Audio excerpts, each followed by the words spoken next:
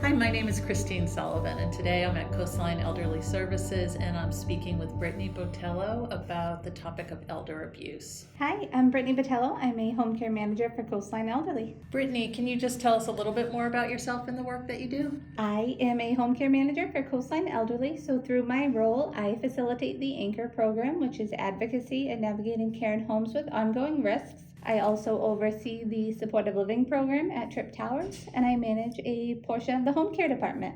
So today we're talking specifically about elder abuse, and with all of your work in the community, what can you tell us about what you see and how big of a problem is this? So the National Center on Elder Abuse said that last year, 5 million older adults were victims of abuse.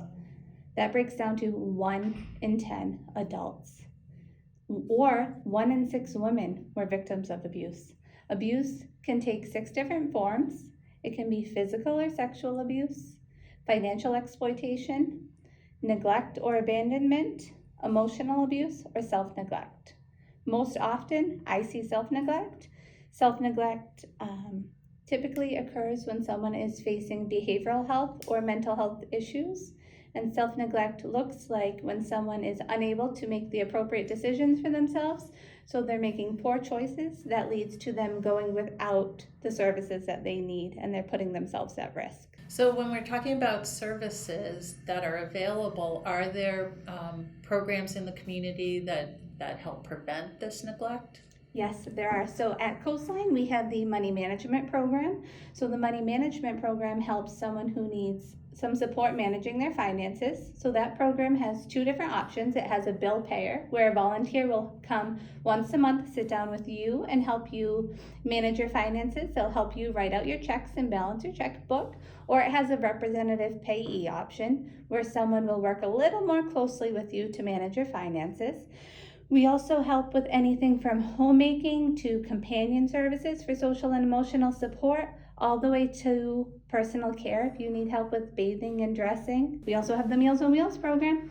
So that brings elders a warm, nutritionally balanced meal around noontime every single day. And in addition to the warm meal, it's also a wellness check. It's a safety check every day, so your loved one knows that you are well, that you're doing okay. We have a personal care assistant program. We have the foster grandparent programs. We have the senior employment program. We have a lot of different options for people 60 and older. So if there's anything that you feel you may need assistance with, please reach out to us, because we have a no wrong door policy. You can give us a call and we will help direct you. That's great. I would think that all of these ways that the community can help people probably helps reduce the likelihood of abuse, right? That people are staying connected and engaged.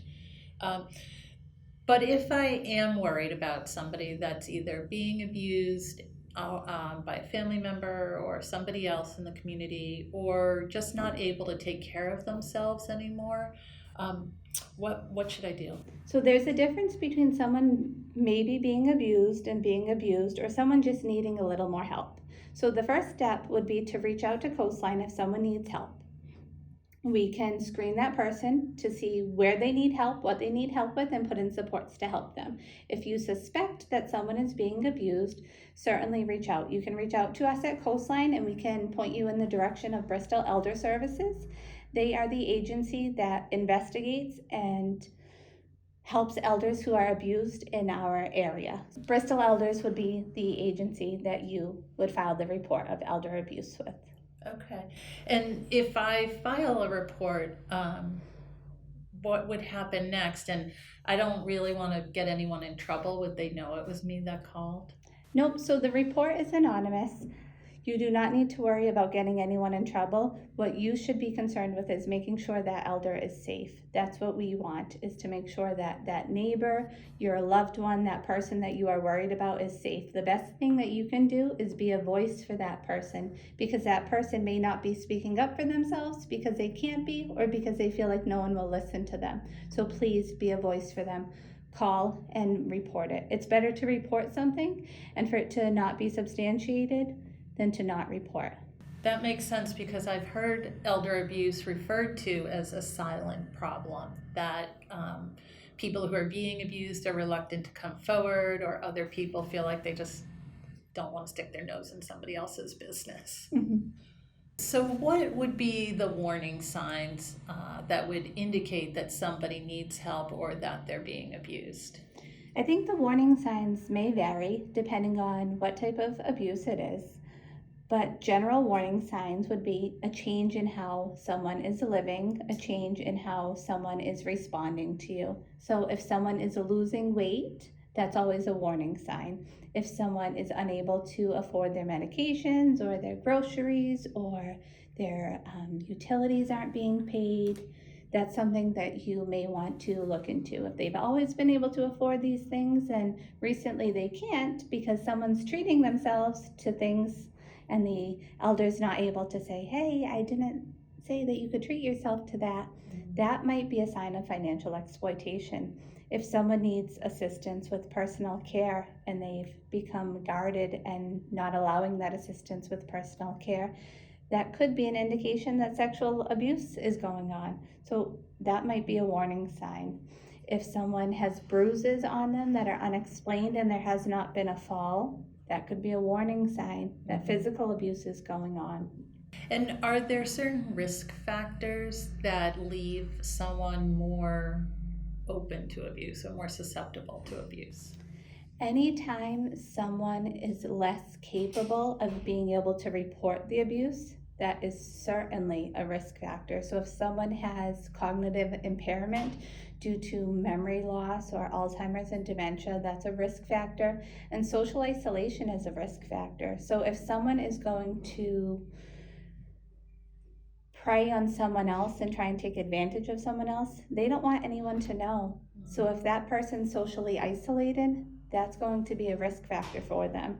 So how we can prevent that is to reach out, stay connected, stay involved with your family, stay involved with your friends, stay connected with your neighbors. Reach out to them. Knowing that as members of the community that we can play a role to help stop this is really very empowering. So thank you very much for all the information. We really appreciate it. So if you have any questions or concerns about the older adults in your lives, we encourage you to call Coastline at 508-999-6400. If you would like to make a direct report of elder abuse or suspected elder abuse, then I would ask you to please call Bristol Elders, and their phone number is 1-800-922-2275.